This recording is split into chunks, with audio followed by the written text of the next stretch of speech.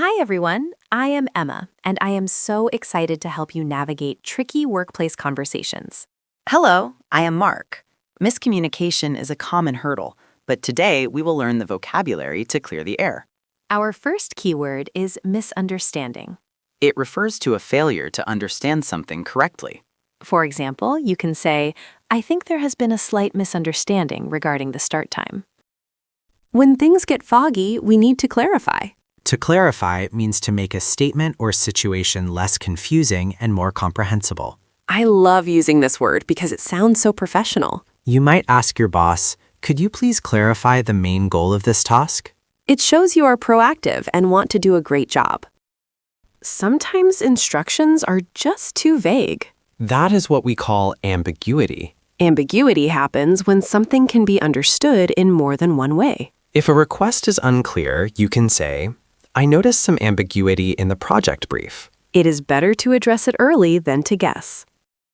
Have you ever felt like you and a colleague are talking about two different things? We call that having our wires crossed. It is a great idiom for when communication breaks down. You can say, I think we have our wires crossed on which client we are calling. It is a friendly way to admit there is a mix-up. After clearing up a mess, we want to be on the same page. This means to have the same understanding or to agree on a plan. It is such a positive phrase.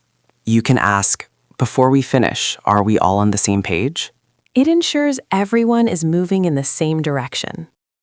Sometimes you need to repeat something just to be sure. That is when you use the phrase, just to be clear. It acts as a polite preface before you restate a fact. Just to be clear, the meeting is moved to Tuesday at 10. It prevents any future confusion from happening. If a process is complicated, I always ask for a walkthrough. The phrase is, could you walk me through this? It asks the other person to explain a process step by step. Could you walk me through the new software installation? It is a very polite way to ask for a detailed explanation. It is okay to admit you did not catch everything. You can say, I might have missed that. It sounds much better than saying, I was not listening. If a meeting is fast, say, I might have missed that last point about the budget. Your colleagues will appreciate your honesty. To reiterate is a fancy way to say repeat.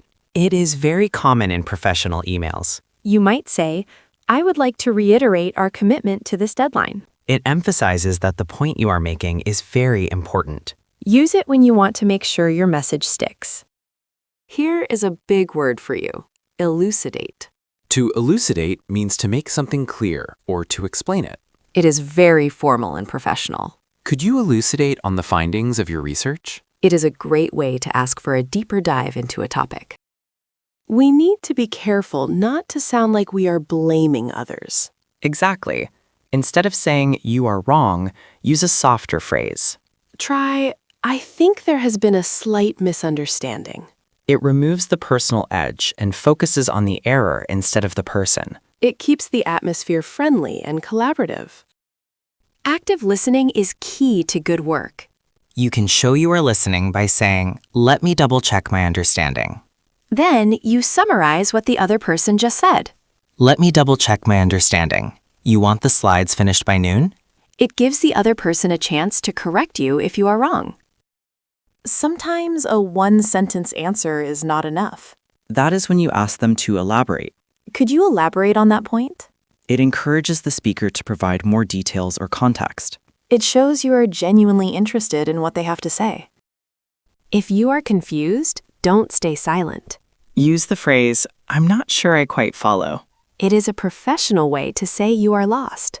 I'm not sure I quite follow the logic behind this change. It opens the door for a better explanation without sounding rude. What if you are the one who wasn't clear? Then you take ownership. Say, my apologies for the confusion. What I meant was... This phrase allows you to restart your explanation without losing face.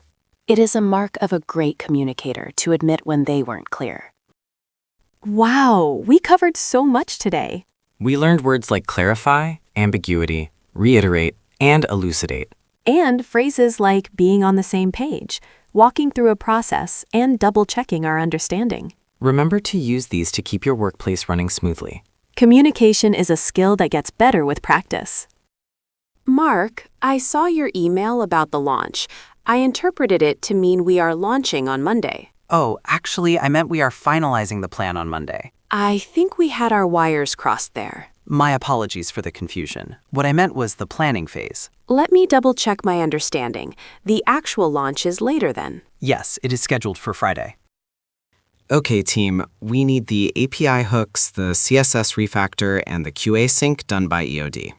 I'm not sure I quite follow, Mark. Could you elaborate on the priority of those tasks? The API is the most urgent. I might have missed the deadline for the QA sync. Was that today or tomorrow? That is for tomorrow morning. Just to be clear, I will focus on the API first, then the CSS. Precisely.